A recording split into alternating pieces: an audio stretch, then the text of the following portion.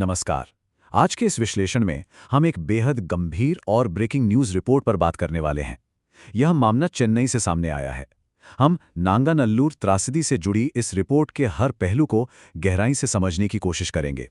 किसी भी crime reporting या आपराधिक मामले के विश्लेषण में सबसे पहला और अहम कदम होता है वेरीफाइड जानकारी को देखना।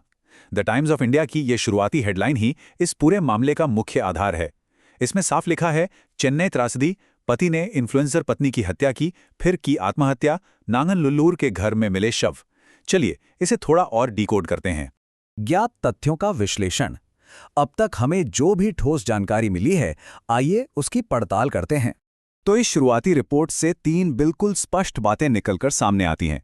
पहला, इस घटना में कौन शामिल है? एक पुरुष और उसकी पत्नी, जिनकी पहचान एक इन्फ्लुएंसर के तौर पर हुई है। दूसरा, ये घटना असल में है क्या? यह है हत्या और उसके ठीक बाद आत्महत्या का एक बेहद दुखद घटनाक्रम है। और तीसरा, ये सब कहाँ हुआ? चेन्नई के नांगनल्लूर इलाके में स्थित उनके ही घर में। फिलहाल बस यही वो तथ्य हैं जो पूरी तरह से कंफर्म्ड हैं। अब अगर हम अपराध रिपोर्टिंग के नजरिए से देखें तो हत्या आत्महत्या यानी मर्डर सुसाइड कोई आम शब्द नहीं है। ये एक बहुत ही विशिष्ट और गंभीर सीक्वेंस को दर्शाता है। इसका सीधा मतलब है एक ऐसी घटना जहां कोई इंसान जानबूझकर पहले किसी और की जान लेता है और फिर तुरंत बाद अपनी भी जान ले लेता है। ये शब्द अपने आप में इस घटना के खौफनाक और विनाशकारी अंत को बयां कर देता है। इस पूरे मामले में एक बहुत ही गहरा विरोधाभास या कहें कि कॉन्ट्रास्ट देखने को मिलता है। जरा सोचिए, एक तरफ पीड़िता का सार्वजनिक जीवन है, एक इन्फ्लुएंसर के तौर पर जिनका पूरा काम और पेशा लोगों के बीच रहने, विजिबिलिटी और दर्शकों से जुड़े रहने पर टिका होता है। वहीं दूसरी तरफ वो जगह है जहां ये सब हुआ, नांगनल्लूर का एक बंद घर जो एक पूरी तरह से निजी स्थान है। एक बेहद पब्लिक डिजिटल लाइफ का अंत बंद दरवाजों के पीछे एक नितांत प्राइवेट क्राइम सीन के रूप में हुआ।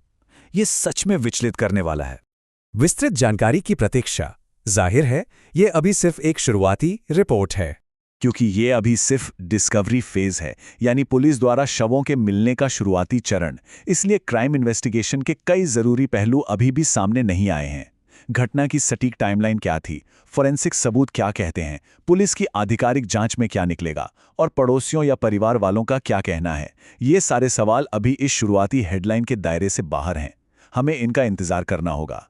और यहीं पर एक बहुत ही महत्वपूर्ण सवाल खड़ा होता है। इस तरह के ब्रेकिंग न्यूज़ अलर्ट हमें सिर्फ अंतिम परिणाम दिखाते हैं, तस्वीर का आखिरी और सबसे दर्दनाक हिस्सा। लेकिन ऐसी अचानक और विनाशकारी घरेलू ट्रेजेडी होने से ठीक पहले आखिर किन अदृश्य परिस्थितियों और दबावों का निर्माण होता है?